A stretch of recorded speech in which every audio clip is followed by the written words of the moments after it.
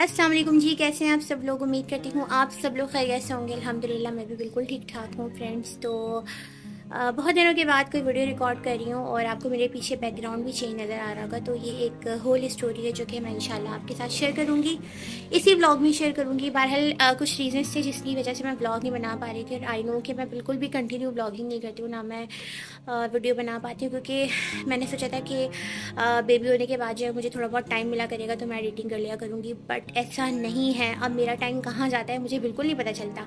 कहते हैं ना कि वो मॉम बनने के बाद जो रिस्पॉन्सिबिलिटीज़ है ना वो डबल ट्रिपल हो जाती हैं। तो जिनका अंदाज़ा मॉम बनने के बाद तैयार हुई हूँ। एनीवेज मैं जा रही हूँ बाहर ग्रॉसरी करने के लिए, क्योंकि आज है हमारे यहाँ पे 8 ज़िलहज और कल होगा 9 ज़िलहज। तो कल इंशाल्लाह रोज़ा होगा, तो कल तो ग्रोसरी नहीं हो पाएगी।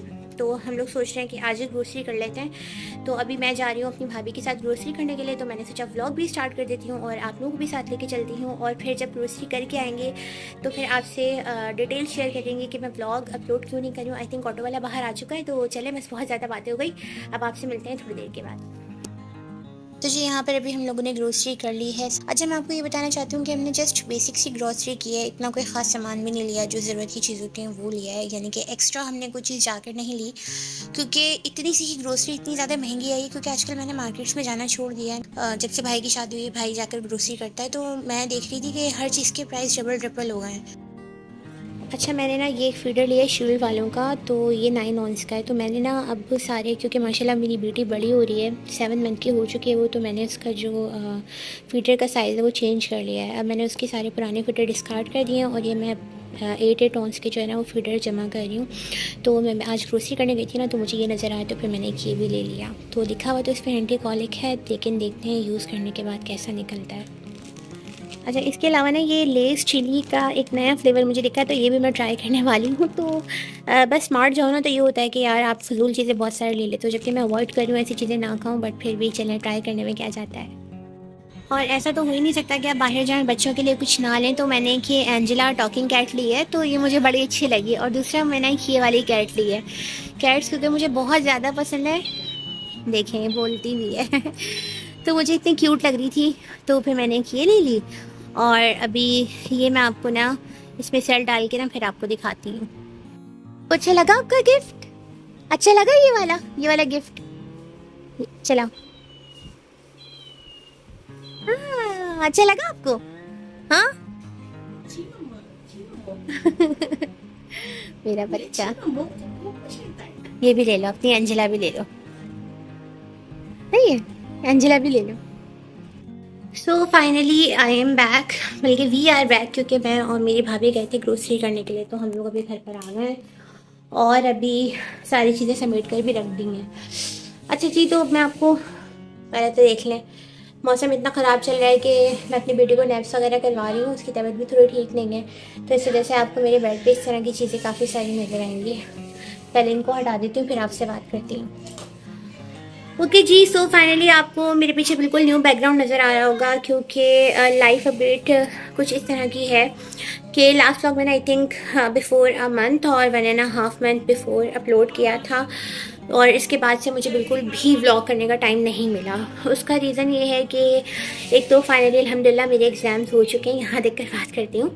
तो मेरे एग्ज़ाम्स हो चुके हैं जो कि काफ़ी टाइम से पेंडिंग हो रहे थे। तकरीबन क्लासेस ऑफ होने के 9 महीने बाद जो है वो हम लोगों के पेपर हुए हैं। तो आप समझ सकते हैं कि अगर 9 महीने स्टडी रोक दी जाए और स्टडी ना की जाए तो फिर क्या हालत होती है दिमाग की। और वैसे भी आफ्टर बीइंग मॉम मेरा दिमाग उस हिसाब से नहीं चलता, तो मुझे एक्स्ट्रा ही मुश्किल लग रहा था।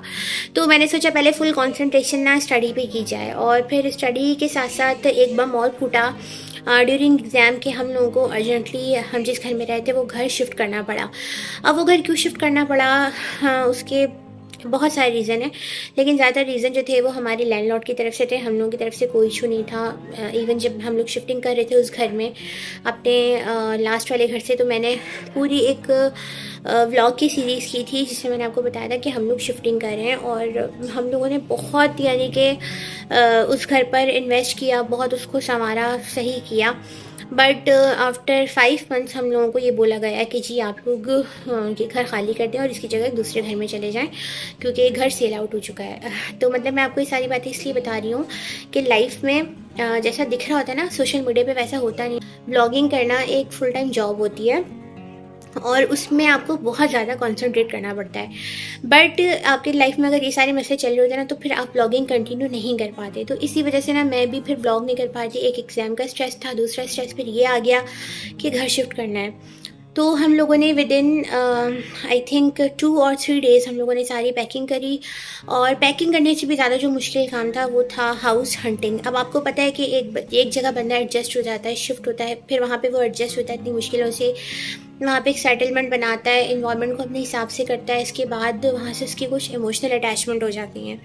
और फिर उसके बाद से दोबारा से जब आपको ये कहा जाए कि आपने जी घर शिफ्ट करना है, तो एक ना वो कहते हैं ना कि इंसान इमोशनली ट्रॉमाटाइज्ड हो जाता है। सेम ऐसे ही हम लोगों के साथ भी हुआ था, क्योंकि उस घर में भाई की शादी की थी और उस घर पे बहुत ज़्यादा इन्वेस्टमेंट कर दी थी। मतलब अगर हम अपने घर पे करते तो मैं आज ही सोच रहा हूँ कि हम अपना एक बेंगलोर टाइप का बना चुके होते। बट इतनी ज़्यादा महंगाई में अगर आप इस तरह हर आफ्टर 6 मंथ या 1 ईयर के बाद घर चेंज करेंगे, तो फिर आप सोचें कि बजट कहाँ से कहाँ चला जाएगा।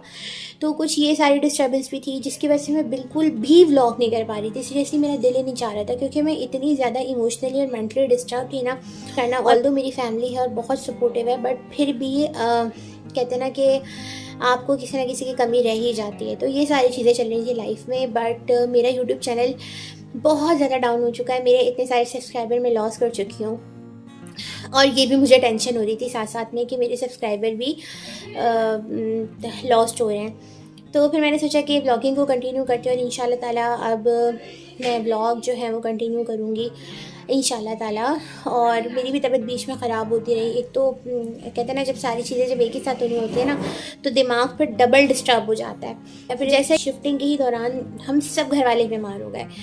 तो मतलब अब यहाँ पे शिफ्ट हुए हैं अल्हम्दुलिल्लाह। हम लोगों को तकरीबन 10 डेज़ तो होने वाले हैं। तो इंशाल्लाह ताला आप लोगों को रूम टूर भी दूँगी।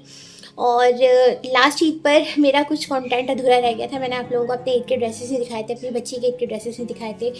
तो इंशाल्लाह ताला मैं आपको इस व्लॉग में अपना ईद का ड्रेस भी दिखाऊंगी जो मैं परसों पहनने वाली हूँ। और सबसे पहले तो सबसे इम्पॉर्टेंट बात जो मैं करना भूल गई कि आज हज है। तो आप तमाम लोगों को हज की बहुत बहुत मुबारक हो।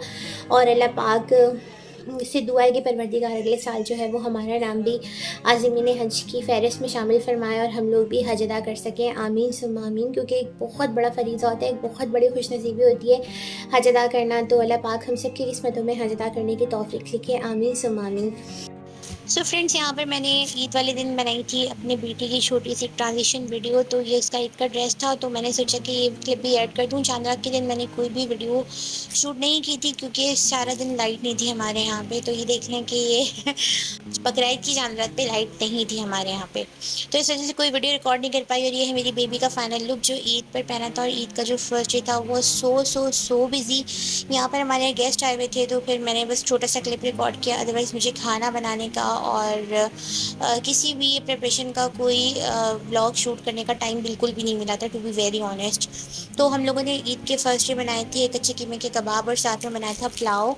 और ईद का जो फर्स्ट डे था वो इतना ज़्यादा बिजी था कि ज़्यादा रिकॉर्ड नहीं कर पाया। फिर ये सेकेंड डे का क्लिप है जिस दिन हम लोग जा रहे थे दावत पे, और हम लोगों को जाना था पप्पू के यहाँ दावत पे। तो ये वाला ड्रेस मैंने पहना था जो कि मैंने छोटी ईद पर बनाया था, बट इसको पहनने का मौका मुझे बड़ी ईद पर मिला। और ये मेरी बेटी बहुत ही प्यारी लग रही थी माशाल्लाह। हम लोगों ने एक ही जैसे कलर के कपड़े पहने थे, तो सभी माशाल्लाह बहुत प्यारे लग रहे थे। और यहाँ पर अभी हम लोग जा रहे हैं पप्पू के घर पे, और पप्पू के घर से दावत खाने के बाद हम लोगों को जाना था भाभी के घर पे, क्योंकि उनके यहाँ भी हम लोगों की दावत थी। और पप्पू के घर पर मैंने कोई भी वीडियो रिकॉर्ड नहीं की थी, क्योंकि वहाँ पर उनकी सारी फैमिली थी। तो इस वजह से अच्छा नहीं लगता सबके साथ वीडियो रिकॉर्ड करना, और सब लोग पसंद भी नहीं करते आना। तो यहाँ जी हम फाइनली भाभी के घर पे आ चुके हैं। और यहाँ तक आते आते हालत बुरी हो गई थी, क्योंकि ईद वाले दिन बहुत ज़्यादा गर्मी थी, बल्कि ईद के तीनों दिन ही गर्मी रही है। तो मैं यहाँ पे अपना फाइनल लुक दिखाने की कोशिश कर रही हूँ, जो कि काफ़ी ख़राब हो चुका है। और फाइनल लुक भी मुझे बहुत बाद में याद आया कि चलो अपना ड्रेस दिखा देती हूँ। तो बस जी भी हम लोग यहाँ पर खाने वगैरह खाएँगे। और बाय द वे ये मैंने रेडीमेड ड्रेस लिया था रिवायत से। और गाइस, जो लोग मेरी वीडियो देख रहे हैं फर्स्ट टाइम, प्लीज़ वो सब्सक्राइब कर दें। और आपके सब्सक्राइब से कुछ भी नहीं जाता, बट मेरा फ़ायदा हो जाता है। तो बस यहाँ पर अभी जी हम लोग रास्ते में जाते हुए होटल पे रुकेंगे। जाएंगे और चाय पियेंगे, क्योंकि चाय की बहुत ज़्यादा तलब हो रही थी। तो बस अभी हम लोग रुके हैं यहाँ होटल पे, करीब ही है घर के, यहाँ से चाय पियेंगे और उसके बाद घर चले जाएंगे। और ये थी मेरी ईद। इस तरह गुजारी हम लोगों ने अपनी ईद, बिजी बिजी बिजी, आना जाना लगा रहा। तो आई होप कि आप लोगों को मेरे ब्लॉग अच्छा लगा होगा। अच्छा लगा तो like, comment, share and subscribe. इंशाल्लाह मिलते हैं नेक्स्ट ब्लॉग में। टेक केयर, बाय बाय, अल्लाह हाफिज़।